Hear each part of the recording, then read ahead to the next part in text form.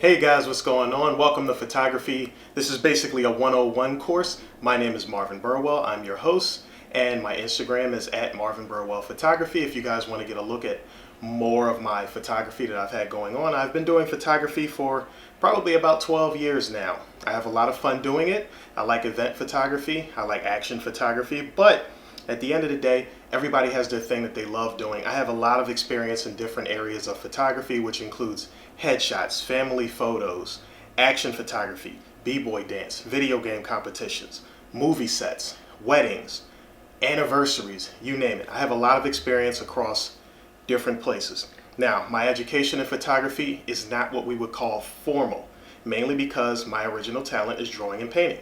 So my ability to take a photograph relies completely on my ability to understand the equipment, which is what I'm going to do in this video right here. So after giving you guys a little bit about me, I'll give a little bit more later on. But for now, to get you guys started, let's talk about the equipment that you're going to need to do some photography. Okay, of all the types of photography, one of the basic things you're obviously going to need is going to be the actual camera body, right? So that's your camera body right there. This is a Canon 60D. At this point, it's a fairly older body because right now they're on a Canon 90D. The name is actually up here. And different series of cameras, when it comes to Canon, Nikon, Sony, they usually have numbers and a letter associated with it, and it tells you what level you may be on as far as the equipment you're buying. Now, this is like a prosumer level camera because it's capable of doing a lot of things. It is not what you would call the fastest firing camera body, but it's pretty good for shooting a lot of the different things that it is that I photograph. Okay, so before I get into things that are too complex, going along with the camera body is the cap, which is where the lens would actually go. You'll notice right here that the battery door bay is actually not here. Why? Because I'm about to show you something that's very important to me when I buy my camera body. It's not a requirement, but it really does help in the long run. And that is called the battery grip.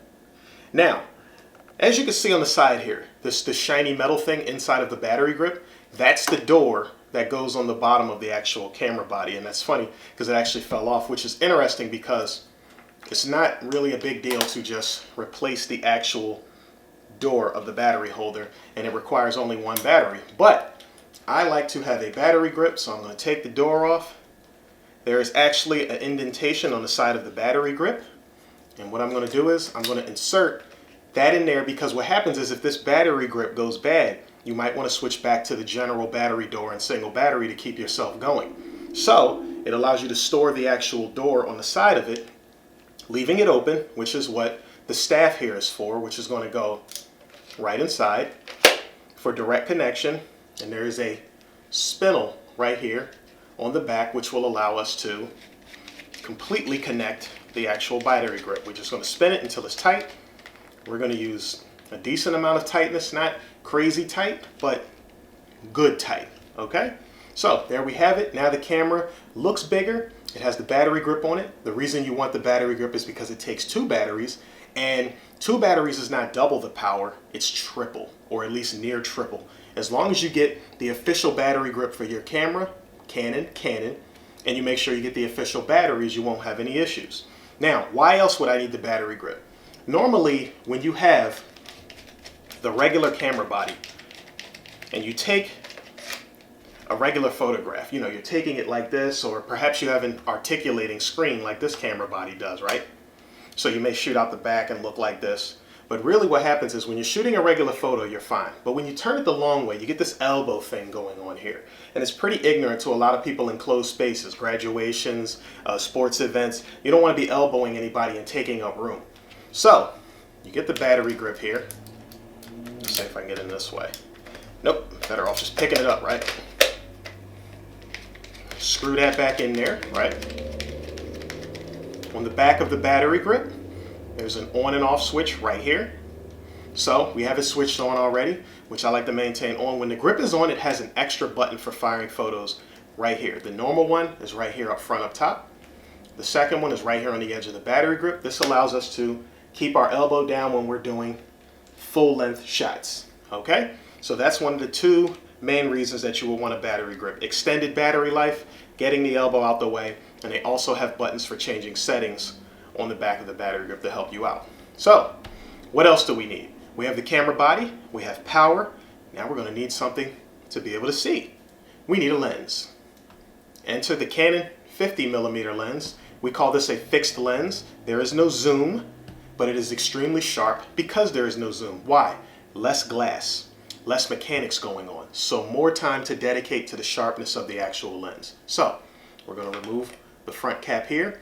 When you're on the beach, in water, and out in extreme weather or places where things might get inside of here, you want to make sure it's best to tilt downward or towards you, ways that things won't get inside of here, because the shiny thing in there is actually the mirror, and behind the mirror is the actual sensor.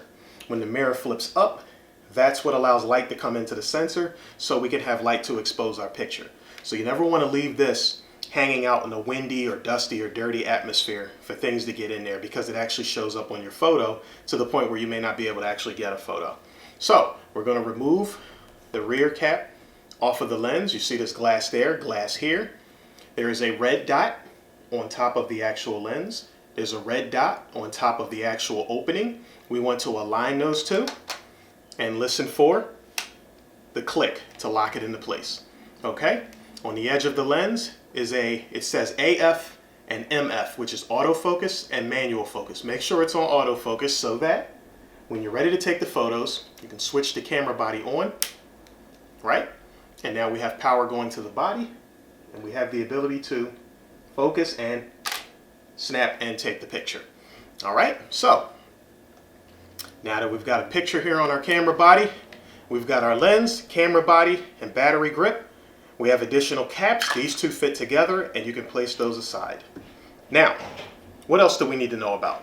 If we're going to take the photo, we need light in some cases. And if there's not enough outside light and indoor, you're going to need a flash. So there's a button right on the side of the camera here that allows this flash here to pop up. Where are we at? There we go. So this brings the flash up, and when the flash is up, it allows you to be able to see, you get this flickering action going on. Now, why does that flickering action happen? You can turn it off, but it keeps you from getting red eye when you take the photos. The reason for the red eye is because the flash is in direct line with the eye, and a part of the eye system is light that goes in. Some of it is reflected back. You're seeing the color being reflected back at you. So what it does is it prepares the eye so that it does not dilate, causing that to happen. You get this quick flaring, and then you press the button all the way down to get the flash. See? And there you have it. And now the picture itself will have some flash action going along with it. Okay? Now, what if we're tired of getting the shiny forehead, nose, chin, cheeks, and things like that? We might want to get our flash off center, meaning not pointing right at the eye. Enter an external flash, which there is a hot shoe, is what we call it, on the top of the camera. And on the bottom of the flash, one slides onto the other, locks in place. My flash can tilt up, forward, both sides, and back, allowing me to get the flash from being pointed directly at the person. Comes with a white card to allow some flash bouncing, but this gives people softer skin when you properly know how to use it. Now, that's for another video. So we're going to remove that, place that on the side. And what else do we have? We have ourselves a battery charger. You're going to get one of these with every camera you get, along with one battery. You will have to purchase an opposite battery. If you have a battery grip, it does not come with an extra battery as far as I know at this moment, but it has a different way of the tray coming out. See, there's two batteries inside of there, which allows for two batteries in here. But if you only have one charger, you can only charge one battery at a time. So you want to make sure you get two of them. Some come with wires, some don't. The ones with wires allow you to plug two of these into a 2-jack outlet. So if you can get the one with the wire, that helps to be able to charge two on the same jack. If not, having this, when you plug it in, it kind of covers the bottom jack in the outlet, so it makes it a little more difficult. So getting one with a wire could be a little more lucrative for you. Now, what other kinds of details will we have for photography? Very important for nighttime and landscape. tripod, baby. Definitely want to have you a tripod.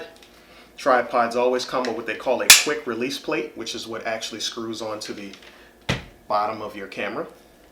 So on the bottom of your camera, you'll notice there's a metal hole right here, the male end here, female end here, and there's a couple of ways to do it.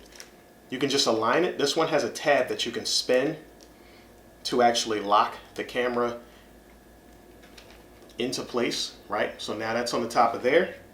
And what I'm going to do is, let's insert this here so I can show it to you guys. So,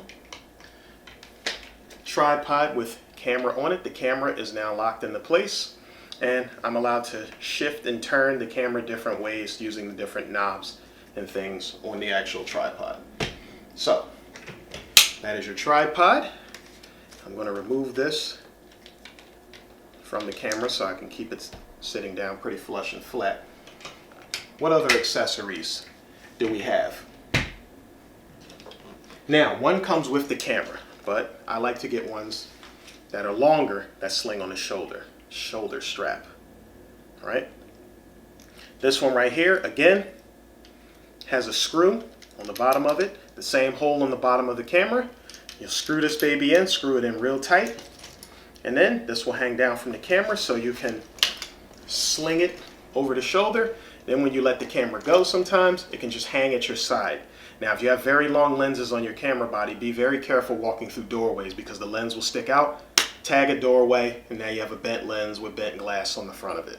Okay, so these are great. If you get the ones that come with the camera, they generally go in the middle right here, and they're not very long. Like this one hangs down.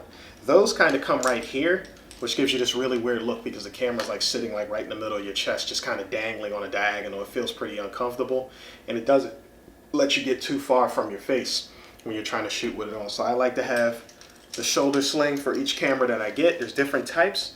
I like the ones from blackrapid.com, so feel free to check out blackrapid.com to get you a really good one. So for the first video, the intro, that's everything that you guys need to know initially.